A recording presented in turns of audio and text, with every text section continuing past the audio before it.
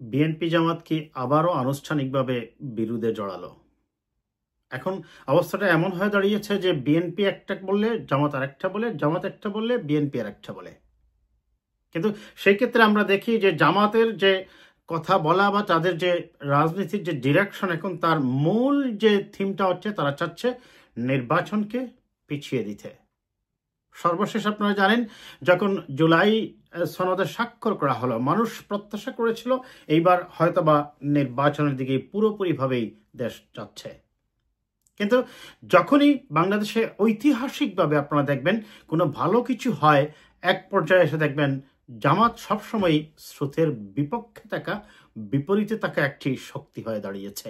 এমনকি আপনাদের মনে আছে সেই 111-এর সময়ের আগে বেগম খালেদা জিয়া একবার বিরক্ত হয়ে জামাতের কয়েকজন প্রতিনিধিকে বলছিলেন, আমি যখনই কোনো সিদ্ধান্ত নিই আপনারা এসে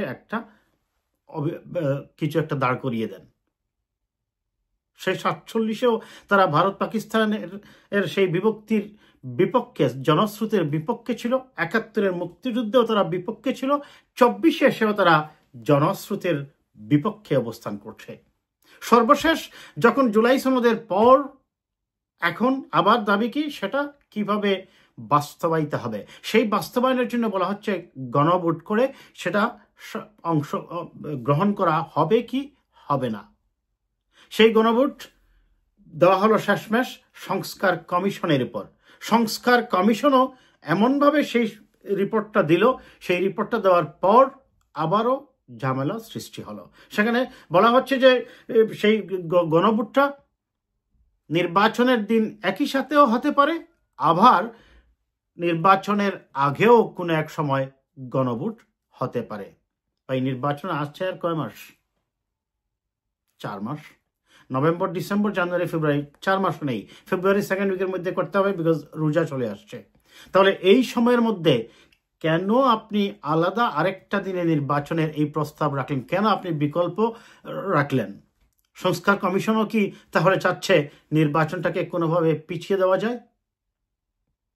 আপনি যদি আরেকটা নির্বাচন করতে হয়, আবার আপনার কি করতে হচ্ছে? ব্যালট পেপার করতে হচ্ছে, হেনা ভোটের ব্যালট ছাপাতে হচ্ছে, এবং এত খরচ করার কি প্রয়োজন আছে? এবং সেখানে তো নোট অফ ডিসেন্ট দেওয়াই আছে, যে সনদে তো অলরেডি স্বাক্ষর হয়েই আছে। যেগুলা বিষয়ে বা যে পয়েন্টগুলোতে কুটিনাটি বিএনপির হয়তো দ্বিমত আছে বা জামাতের দ্বিমত আছে, সেখানে তো ওই সংশ্লিষ্ট রাজনৈতিক দল ইতিমধ্যেই তার নোট অফ ডিসেন্ট দিয়ে দিয়েছে। এখন আপনি যদি সেই নোট অফ ডিসেন্টকে কি করেন, পয়েন্টে পয়েন্টে তুলে ধরেন, তাহলে এটা তো একটা এনসাইক্লোপিডিয়া হয়ে যাবে। ভাই আমাকে বোঝান, আপনারা এই দেশের মানুষ আপনার এই নোট অফ ডিসেন্ট কতটুকু বুঝবে একজন ভোটার?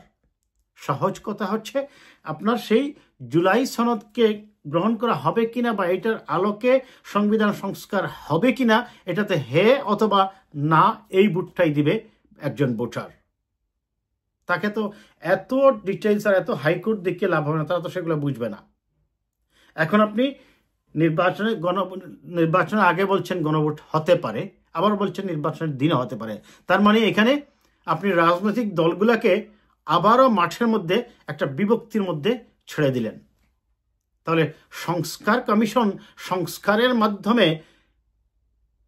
ভালোর দিকে যাবে, নাকি তারা এখানে বিভেদ সৃষ্টির জন্য আবার কাজ করছে? এবং সেখানে আপনারা দেখেন আর অনেকগুলা বিষয়ে মানে নতুন নতুন বিতর্ক তৈরি করে নিয়ে আসা হচ্ছে। সারা জীবন আমরা দেখলাম যে যখন কোনো দল জোট করে তারা নির্বাচন করলে বড় যে দল থাকে বা যে প্রতীকটা সর্বাধিক কি বলা যায় বহুলভাবে মানুষের কাছে পরিচিত, সেই প্রতীকেই নির্বাচন করে। কিন্তু হঠাৎ করে এই সরকার এসে আরেকটা কি করলো, আদেশ দিয়ে দিল যে জোট করলেও আপনাকে নিজ নিজ দলের প্রতীক নিয়ে নির্বাচন করতে হবে। এবং সেখানেও আশ্চর্যজনকভাবে আমরা দেখলাম জামাতে ইসলামী সেটাকে স্বাগত জানিয়েছে, বিএনপি আপত্তি জানিয়েছে। ভাই বিএনপির প্রতীকটা ধানের শীষ তো বাংলাদেশে সবচেয়ে বেশি প্রচারিত, বা নৌকা প্রচারিত, লাঙ্গল প্রচারিত, দাড়িপাল্লা প্রচারিত। তাহলে খুব স্বাভাবিকভাবে ওই বড় দলের প্রতীক নিয়ে ছোট দলের যে প্রার্থী থাকবেন তারা তো নির্বাচন করতে চাইবেনই। জামাত কেন এটার বিপক্ষে গেল? তাহলে জামাত কি তার পরিচয় দিয়ে রাজনীতি করতে ভয় পাচ্ছে।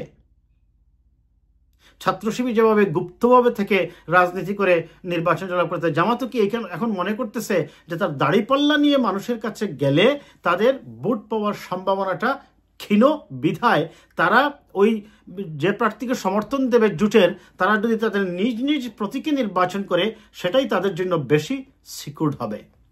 কিন্তু বিএনপি তো সেটা বলছে না, বরং বিএনপি তার দানের শীষ প্রতীককে বরং আরো সামনে তুলে আনতে চাচ্ছে। বলছে আপনারা আসুন দানের শীষ নিয়ে নির্বাচন করুন। তাহলে জামাত এইবারও কি স্রোতের বিপক্ষে? প্রত্যেকটা কাজেই কেন জানি তাদের আমি যদি বলি ব্যাপারটা এরকম হয়ে গেছে, a party of negativity, negative thinking, a party of negative thinking. সবসময় নেগেটিভ চিন্তা করে না, প্রতীক নিয়ে নির্বাচন করবে। তাদের তো বরং আরো এটা মানে দাবি করা উচিত ছিল যে তার দাড়িপাল্লা প্রতীক প্রত্যেকটি আসনে তারাও যে ছোটখাটো একটি দলের সাথে ঐক্যবদ্ধ হয়ে নির্বাচন করবে, তাদের তো আরো বোঝা উচিত ছিল যে যদি দাড়িপাল্লা প্রতীক নিয়ে নির্বাচন করে তার দাড়িপাল্লা প্রতীকটা 300টি আসনেই ছড়িয়ে যাবে। বিএনপি তো সেটা চাচ্ছে। যদি মনে করেন সর্বশেষ আমরা দেখেছি প্রায় 40টির মতো আসন বা 50টিও তো সর্বোচ্চ ছাড়তে পারে বিএনপি যদি জোট হয় ছোটখাটো দলগুলোর সাথে, তাহলে এই 50টি আসনে বিএনপির দানের শীষের প্রতীক কি অ্যাবসেন্ট থাকবে?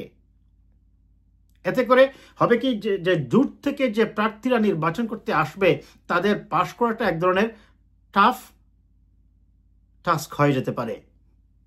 তার কারণ খুব স্বাভাবিকভাবেই দলের প্রতীকের প্রতি মানুষের যে এক ধরনের আবেগ থাকে, উচ্ছ্বাস থাকে, ভালোবাসা থাকে এবং এক ধরনের যে হুমড়িকে পড়া যে আমার এই প্রতীক আমার ভালোবাসার প্রতীক, আমি এই প্রতীকেই ভোট দিতে চাই, সেটা যখন সে পাবে না, সে অনেক ক্ষেত্রে সেই ভোটগুলা কিন্তু এদিক সেদিক হয়ে যেতে পারে।